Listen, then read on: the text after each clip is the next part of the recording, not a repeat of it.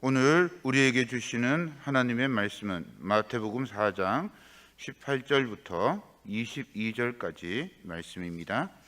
신약성경 4쪽에 있습니다. 하나님의 말씀을 받들어 읽겠습니다. 갈릴리 해변에 다니시다가 두 형제 곧 베드로라 하는 시몬과 그 형제 안드레가 바다에 금을 던지는 것을 보시니 그들은 어부라. 말씀하시되 나를 따라오라. 내가 너희를 사람을 낚는 어부가 되게 하리라 하시니 그들이 곧 그물을 버려두고 예수를 따르니라. 거기서 더 가시다가 다른 두 형제 곧 세베대의 아들 야고보와 그의 형제 요한이 그의 아버지 세베대와 함께 배에서 금을 깁는 것을 보시고 부르시니 그들이 곧 배와 아버지를 버려두고 예수를 따르니라. 아멘. 참 감사합니다. 우리 하나님께서 큰 영광 받으신 줄 압니다. 그동안에 울진 지역, 강원도 그 지역에서 많은 산불이 있었어요. 근데 비 한 번 오니까 그냥 끝냈어요. 8일, 9일을 끌었는데 정말 힘들게 우리 교회 이갑성 집사님도 그 헬기 몰고 산불 진화 작업에 투입됐지 않습니까? 그런데 얼마나 위험한지 몰라요. 그 연기 때문에 앞이 안 보이니까 하나님께서 보호해 주시고 이끌어 주셔서 아무런 사고 없이 이제 다 진압이 끝나게 됐어요. 비 한 번 오면 되는 걸, 그죠? 하나님이 한 번 하시면 되는 건데 참 사람이 하는 게 쉽지가 않은 겁니다. 그래서 오늘도 우리의 삶 속에 우리 하나님이 함께 하시고 우리 하나님이 한 분 한 분의 삶 속에 우리가 하기에는 버거운 거죠. 하나님이 하시면 되는 거예요. 불가능이 없으신 하나님이 여러분들과 함께하고 계십니다.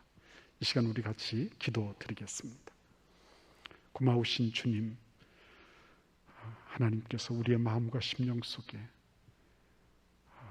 잔잔한 은혜를 주시고 또 특주를 통해서 우리의 마음을 촉촉하게 적셔주셔서 참 감사합니다. 하나님 아버지께서 오늘도 우리의 마음 속에 우리의 심령 속에 컬컬하고 답답하고 해결되지 않는 그런 문제들 때문에 어려워하는 그런 주의 백성들이 이 자리에도 있습니다. 지금 유튜브로도 함께 예배하고 있습니다. 이 자리에 주님이 임재하셔서 한 분 한 분을 어루만져 주시고 심령을 위로해 주시고 하나님께서 주시는 말씀으로 교훈과 책망과 바르게 함과 의로 교육하기에 유익하신 그 말씀으로 우리를 새롭게 하여 주옵소서. 말씀을 전하는 자나 듣는 모든 회중에게 성령께서 교회들에게 주시는 그 말씀의 음성이 들려지게 하여 주옵소서. 예수님의 이름으로 감사하며 기도하옵나이다. 아멘. 어떤 호스피스 병동을 담당하는 분이 죽을 때 사람들이 어떤 걸 많이 후회할까 하는 그런 거를 조사를 했어요. 뭘 많이 후회할 것 같습니까? 내가 돈을 좀 더 많이 벌 걸, 뭐 이런 걸 후회했을 것 같습니까? 아니면은 내가 좀 더 뭐 좀 쾌락을 많이 누릴 걸, 이런 거를 후회했을까요? 물론 그렇지 않습니다. 대부분의 사람들이 내가 왜 그렇게 머뭇거렸을까? 도전적인 삶을 살지 못했다.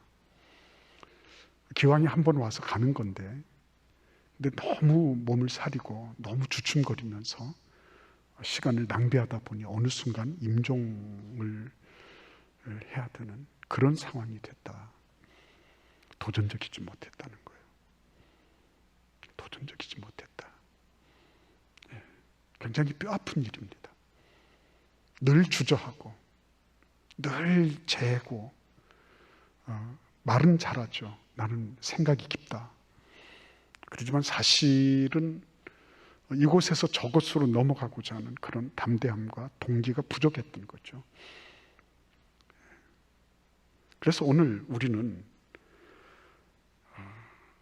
하나님께서 과연 이 평범한 사람들, 어떻게 보면 평범 이하라고 부를 만한 이 어부들이 어떻게 해서 그때 당시 지중해의 패권을 잡고 있던 로마 제국, 로마 제국이 얼마나 강성했는지 아시죠? 지중해를 그냥 지중해라고 부르지 않았습니다. 마레 노스트룸, 마레는 바다입니다. 우리의 바다, 그걸 우리의 바다, 우리 집 앞에 있는 연못 정도로 생각하는, 북아프리카로부터 유럽과 저 페르시아까지 전체를 다 아우르는 그런 막강한 패권을 자랑하던 로마 제국을 이 평범하게 이를 데 없는 어부들이 다 뒤집어 엎어버리고, 그리고 우리의 바다를 전 세계의 바다로 확장시키는, 물론 로마의 패권을 확장시킨 게 아니라 전 세계를 향하여 복음을 확장시키는 그런 엄청난 일을 하게 된 것입니다. 어떻게 그것이 가능했을까 하는 것입니다. 어떻게 그것이 가능했을까?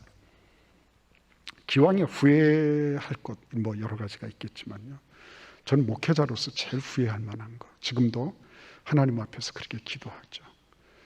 예수님을 더 많이 알게 해달라고. 그리고 제가 물론 목회하는 일이 영혼과 연관돼 있지만 영원한 사역에 더 많이 참여할 수 있도록, 영원한 사역에. 그래서 내가 하나님 앞에 가게 됐을 때 다른 거를 가지고 하나님께서 저를 꾸짖으시거나 책망하지는 않으실 것 같아요. 그런데 너는 왜 예수 그리스도를 알 수 있는 기회를 그렇게 많이 놓쳤니? 그리고 내가 영원한 사역에 함께 동참할 수 있는 거를 왜 머뭇거리면서 주저주저 하면서 시간을 낭비했니? 이런 말씀을 들을 것 같은 거예요.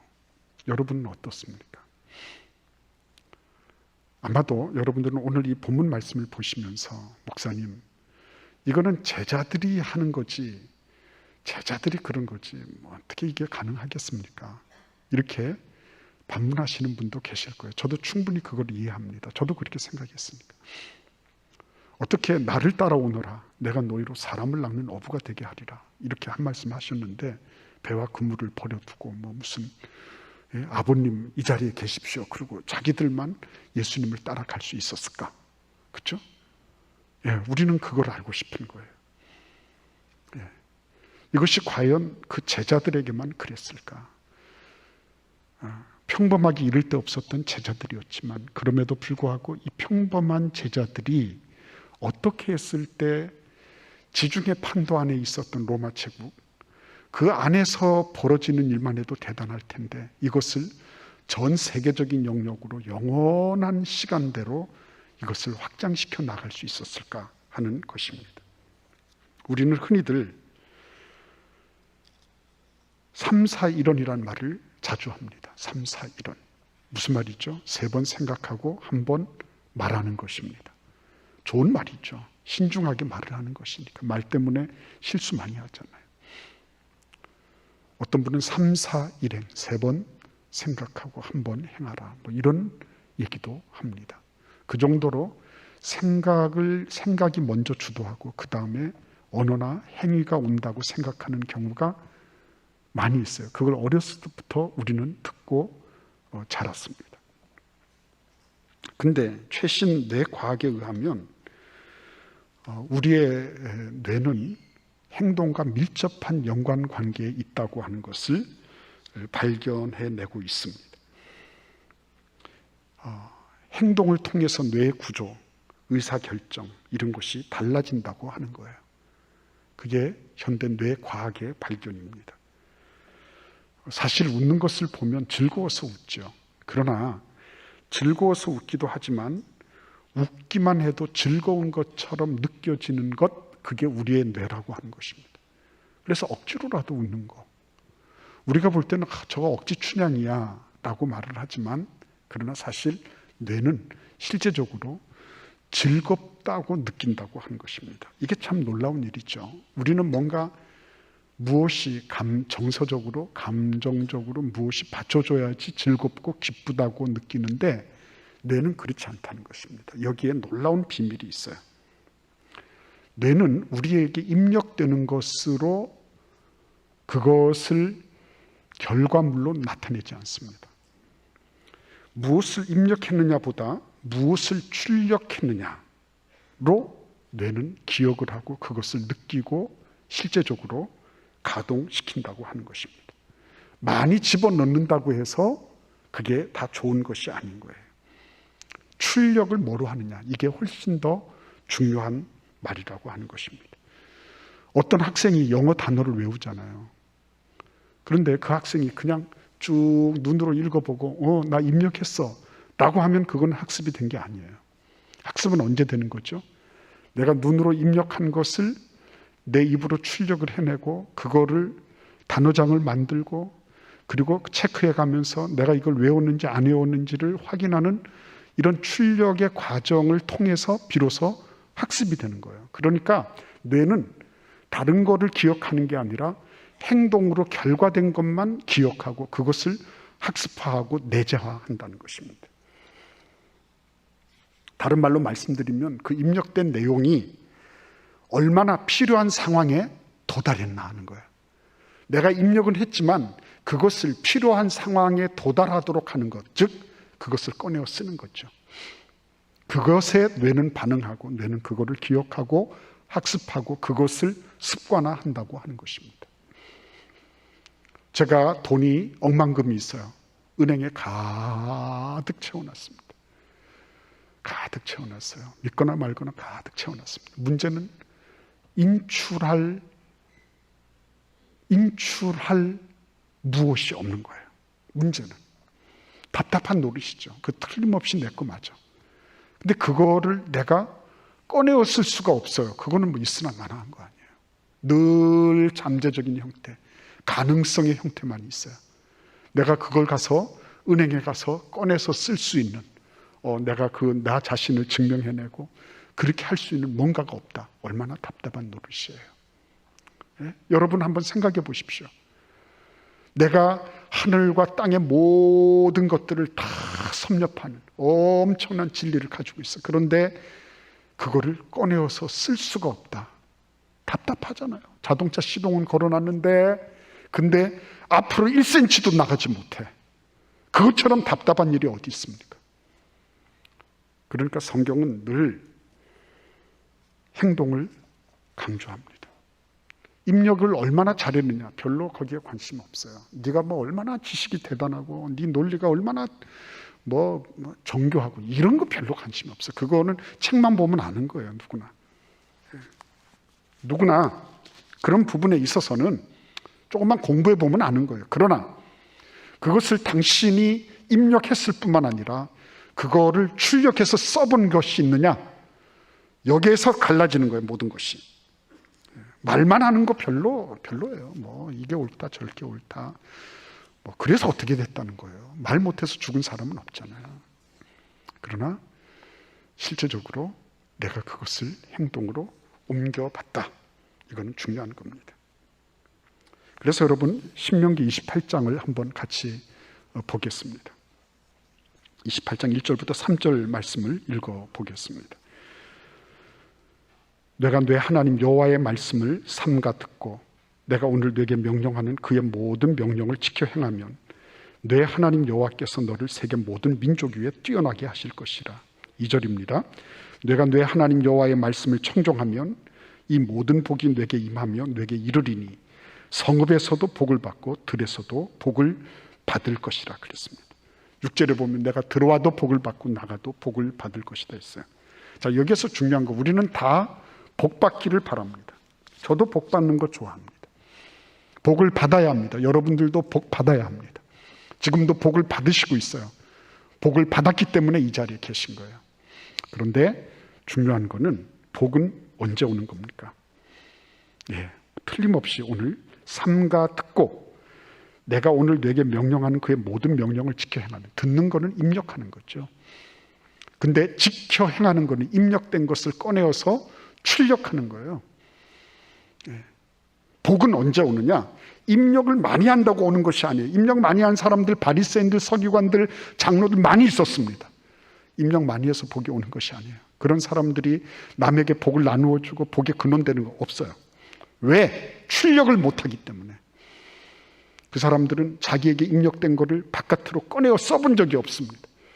늘 쟁여놓고 늘 저장해놓고 이것이 저렇다 저것이 이렇다 판단하고 정죄하고 비난만 했지, 그 사람들은 이거를 꺼내어 써본 적이 없는 것입니다. 하나님은 이 신명기 말씀을 통해서 이 말씀을 듣고 생각하라든지 이 말씀 듣고 토론해라, 회의하라 이렇게 말씀하지 않으시고, 말씀을 들었으면, 즉 입력을 했으면 행해라, 출력시켜라 이렇게 말씀하고 계신 것입니다. 뇌 하나님 여호와의 말씀을 청종하면, 들을 청 따를 종자잖아요. 듣고 따르면, 들었으면 따라야 된다는 거죠. 들었으면 따라야 된다.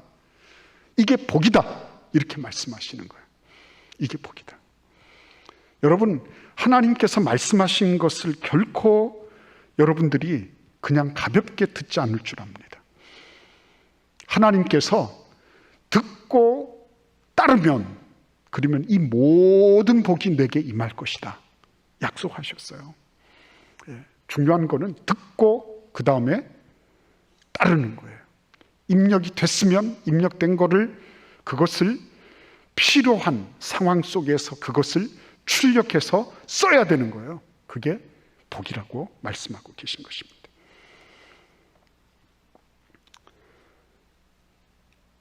그래서 우리 뇌리 속에 내재된 그런 기억이 출력이 됐을 때 그게 나에게 기억이 되고, 그리고 그것이 간증이 되고, 그것을 통하여 교훈과 책망과 바르게 함과 의로 교육하기에 유익한 은혜를 내가 누리고, 그래서 주께서 내 마음에 두신 기쁨은 그들의 곡식과 새 포도주가 풍성할 때보다 더 큽니다.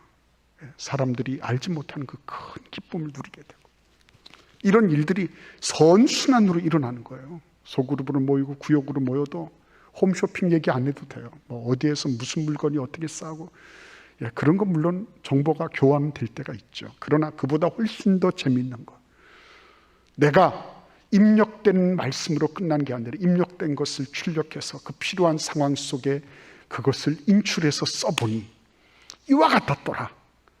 이게 피드백에 대해서 딱 나타날 때, 그때 그 모임이 말씀 중심의 모임이 되는 거예요. 그때 생명이 소생하고, 그때 주의 음성이 들리고, 그 그룹이 살아나는 거예요. 날마다 모여서 뭐 텔레비전에 무슨 그 드라마가 어떻고, 물론 그런 얘기들이 필요하지 않다는 거예요. 때로는 그런 게 필요해요. 그러나 날마다 모이면 드라마 얘기를 하고 있다, 이상한 모임이에요. 그거는 사교 모임이지 그리스도 예수 안에 있는 모임은 아니에요. 왜 그런 사교 모임으로 전락하나요? 입력은 돼 있지만 출력된 게 없으니까, 출력을 안 했으니까 그런 거죠. 이 사람들은 평범한 어부들이었습니다. 근데 예수께서 말씀하실 때 그냥 냉큼 따라갔어요. 오늘 이 말씀 속에서 즉시라는 말이 나오는 거 굉장히 중요한 말씀입니다. 즉시 따라갔다 그랬거든요. 곧이라는 말 썼거든요. 이거는 즉각적으로 반응했다는 겁니다. 즉각적으로 예수께서 말씀하시고 시차를 두지 않고 곰곰이 생각해보고 기도해보고 하겠습니다, 이게 아니라 예수께서 말씀하실 때 즉각적으로 거기에 반응해서 행동으로 옮긴 거예요. 예수의 말씀이 딱 입력이 되자마자 그것을 어떻게 했어요? 바로 인출해서 꺼내 쓴 거예요. 무슨 일이 있었을까요, 여러분? 맨 먼저는 이게 있었습니다. 예수께서 말씀을 하실 때는요, 그냥 말씀하시는 게 아니거든요. 천지와 만주를 창조하신 창조주 하나님이 말씀하시는 거예요. 태초부터 말씀하셨던 그 하나님이 말씀하시는 거란 말이에요.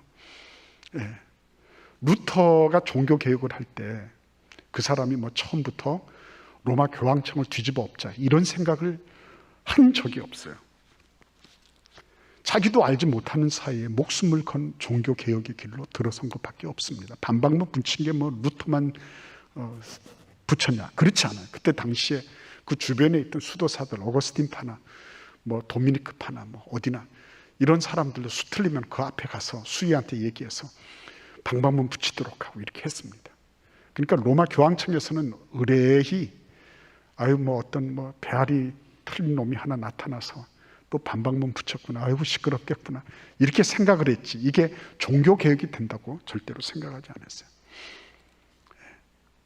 루터가 그렇게 하는 데는 뭐 자기의 어떤 종교적인 야망이나 아니면은 뭐 작센주의 뭐 프리드리 선제오 같은 사람이 자기를 밀어줬기 때문이거나 아니면은 종교 개혁자들 친구들이 뭐 함께해서 으쌰으쌰했다 이런 게 아니에요. 어떤 학자는 이렇게 표현하고 있습니다. 루터가 죽음을 불사하면서도 그 길을 걸었던 것은 자신이 성경을 읽으며 깨달은 자유함이 너무도 컸기 때문이다. 성경을 읽으면서 자기가 깨달은 그 자유함, 그것은 어떤 로마의 그 권세도 교황의 위세도 결코 가두어 둘 수 없는 자유함을 준 거예요. 이 자유함, 진리의 자유를 만끽한 그 순간부터는 어느 누구도 루터를 제지할 수가 없었습니다. 어느 누구도. 여러분, 하나님께서 이 어부들, 이 평범하게 이를 데 없는 어부들, 어제도 오늘도 그냥 고기 몇 마리 잡아서 소박하게 살아가던 이 어부들에게 하나님의 음성이 들려진 겁니다. 나를 따라오너라. 감히 나 같은 죄인을 하나님의 거룩한 사역으로 초대하고 계시는 그 음성을 들은 거예요. 누가 그 앞에 감히 나는 좀 생각해 보겠습니다, 이 소리를 할 수 있을까요? 불가항력적인 거죠. 그게 불가항력적인 음성이 그 청각을 때린 겁니다. 이들은 그 앞에서 더 이상 저항할 수가 없었어요. 나 같은 죄인을 예수께서 부르시는구나. 태초부터 들려오던 그 음성이 나 같은 이 필부에게, 나 같은 이 평범한 이 어부에게 나 같은 존재가 뭔데 이렇게 나를 부르시나. 그 음성에 그들은 그냥 그 자석에 쇳가루가 끌리듯이 그냥 끌려갈 수밖에 없었던 거예요. 루터가 진리의 그 진리의 자유함을 맛본 다음에는 그 다음부터는 그 어떤 억압도 그를 가두어둘 수가 없었어요. 그 어떤 세력도 어떤 위협과 어떤 협박도 그를 어떻게 제재할 방법이 없었습니다. 막강한 하나님의 음성이 그들의 귀전을 때렸을 때 그들은 더 이상 거부할 수가 없었어요. 나를 따라오너라. 나를 따라오너라. 너희들 지금까지 너희들의 길을 건너라고 얼마나 애쓰고 힘썼냐. 나를 따라와라. 내가 너희를 사람을 낚는 어부가 되게 하겠다. 사람을 낚는 어부가 되게 하겠다. 지금까지 고기 낚았습니다. 그래서 고기 팔아서 살았어요. 근데 이제는 사람을 낚게 됐습니다.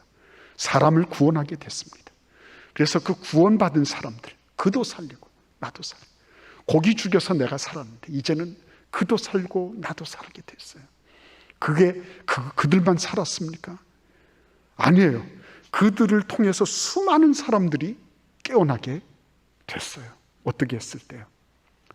주께서 그 불가항력적인 부름으로 그의 음성을 들려줬을 때 그 말씀에 그들은 즉각적으로 반응하면서 드디어 사람을 낚는 어부라고 하는 그들의 삶의 위대한 전환이 일어난 거죠.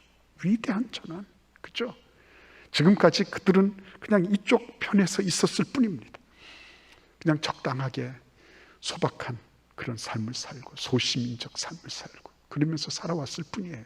그런데 그 음성이 들렸을 때 그들은 즉각적으로 내가 뭐 무슨 자격이 있겠나, 내가 무슨 헬라어를 하나, 요즘 같으면 내가 영어도 못하는데 내가 뭐 중국어도 못하는데 뭐 내가 뭐를 할 수 있나, 이런 거 걱정 안 했다는 거예요.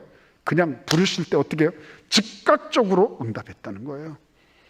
그래서 그들은 주께서 부르신 비전에 동참하기로 작정한 것입니다. 강력한 흡입력이 있었어요. 강력한 그런 흡수력으로 예수께서 그들을 딱 부르셨을 때 그들은 즉각적으로 반응하지 않을 수가 없었던 것입니다. 근데 여러분 한번 생각해 보십시오. 어린 아이들도 신뢰가 가지 않으면 안 그래요. 아빠가 저 위에 담장에 올려놓고 야 뛰어내려라 그러는데 아빠가 신뢰가 되지 않으면 애들은 절대 안 뛰어내릴 거예요. 그런데 애들은 어떻게 하죠? 그냥 풀착하고 뛰어내려. 왜? 아빠를 믿으니까, 아빠를 신뢰하니까요. 그죠? 모험을 할 때 보면 신뢰라는 요소가 반드시 있는 거예요. 낙하산 이게 펴질까 안 펴질까 이렇게 하면 절대 몸을 못 던져요. 공정대원들이. 그런데 낙하산을 내가 잡아당기면 펴질 거다. 그래서 나의 안전을 보장해 줄 거다. 이런 신뢰가 있으니까 몸을 던지는 거 아니겠어요? 이 제자들은 어떻게 했어요? 제자들도 마찬가지죠. 내가 예수님 따라가서 우리 집안 식구들 다 쫄딱 굶고 얘네들은 다 고아가 되고 어떻게 될 거다. 천만의 말씀이죠. 그의 나라와 그의 의를 먼저 구하면 그 다음에 뭐가 있어요? 이 모든 것에 도하심을 입거든요. 베드로가 예수님 따라서 나섰지만 나중에는 아내된 자매하고 함께 다녔다고 사도 바울이 얘기하잖아요. 그죠?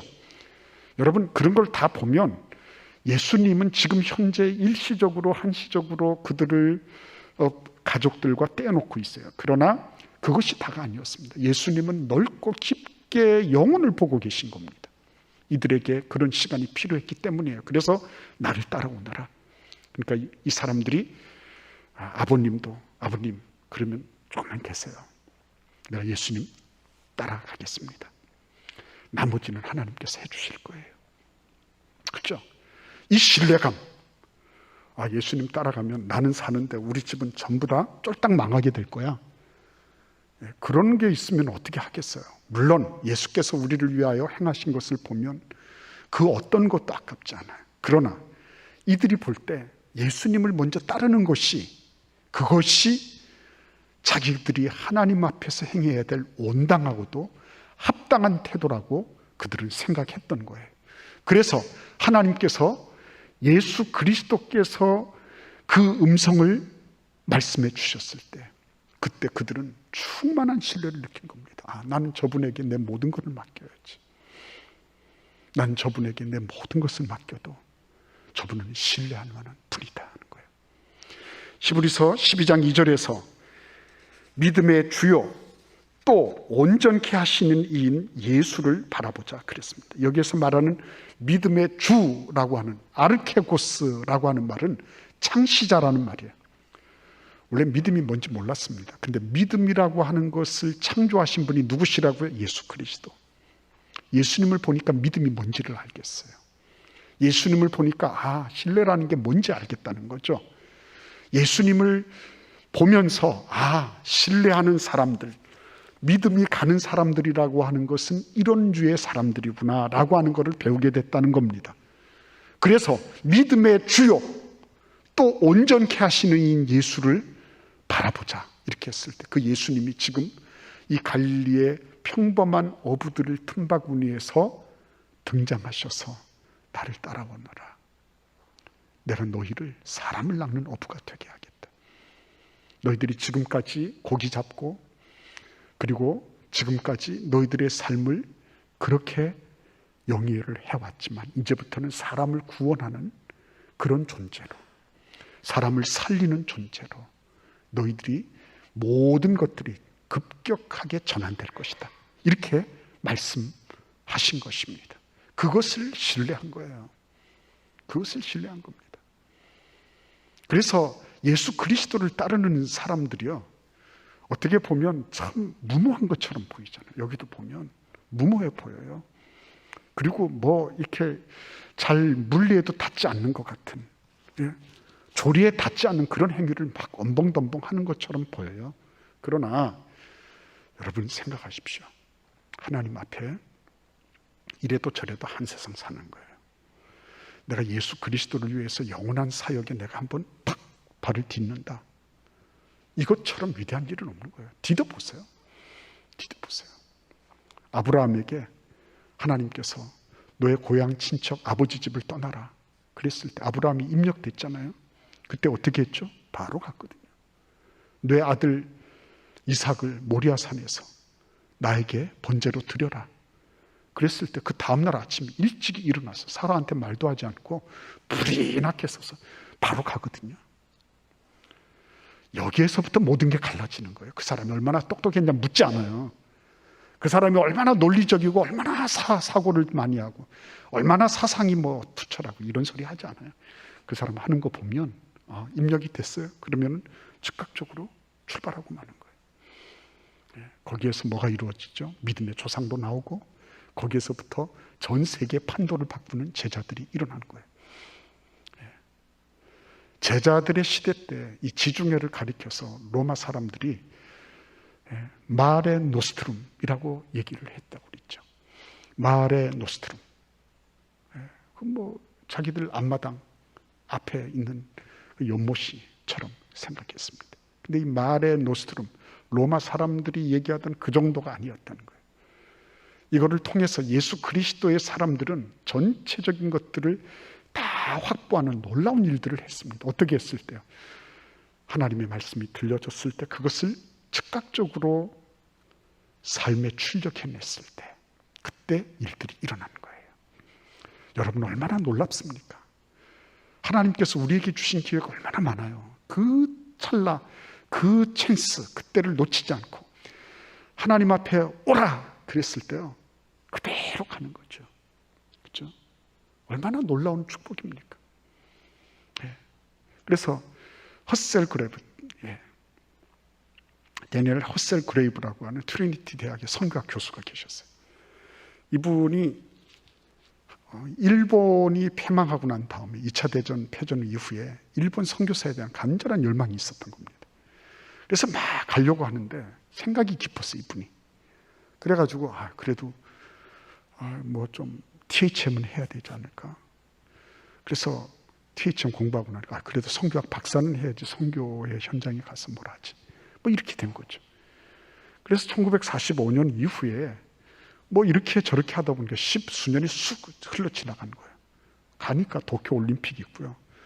그때 이후에 막 천황이 갑자기 부각이 돼가지고